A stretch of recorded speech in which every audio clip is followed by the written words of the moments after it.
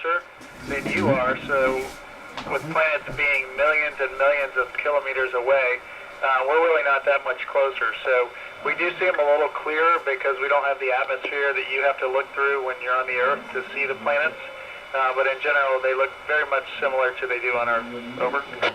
I haven't heard any sounds lately. I've been outside spacewalking a few times, and you do hear kind of a few creaks and things of the vehicle. The robotic arm recently was moving a lot, so we did hear a little bit of that as it was moving around. Over.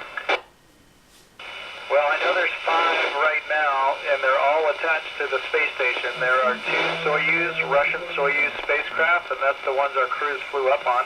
There's a Russian Progress vehicle, which is just a cargo ship. It's attached here as well.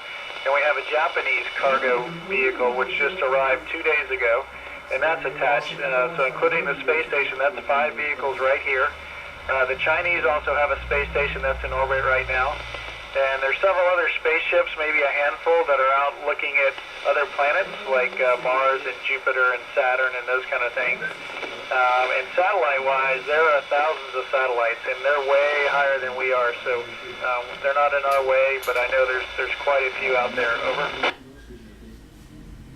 We typically have 6 astronauts on board the space station. We come up in groups of 3 because that's what the Soyuz, the Russian Soyuz spacecraft holds. So my group of 3 is myself and 2 cosmonauts from Russia, and the other crew is a Russian, an American, and a French astronaut. So right now we have 6 people on board, and most missions are around 5 to 6 months long.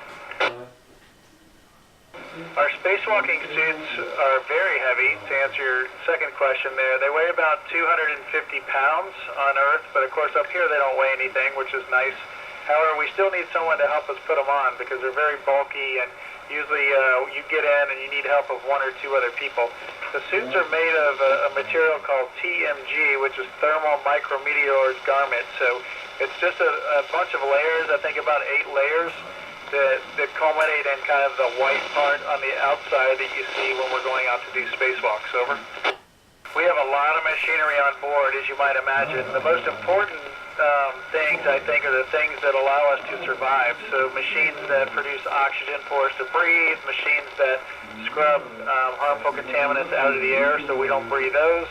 Those kind of things are the most important, including things like the bathroom, which kind of sounds funny, but it's a very important piece of hardware up here, and if it's broken, then it's a big deal. While we're flying around, we don't use a whole lot of fuel. The only time we'll use fuel is if we're going to reorient ourselves, which happens every few months or so. If another vehicle is arriving, we sometimes have to reorient the space station, and we'll use a little bit of fuel. But in general, we do not use a lot. The orbit that we're in just kind of keeps us here, and that way we don't have to use a lot of fuel. Over.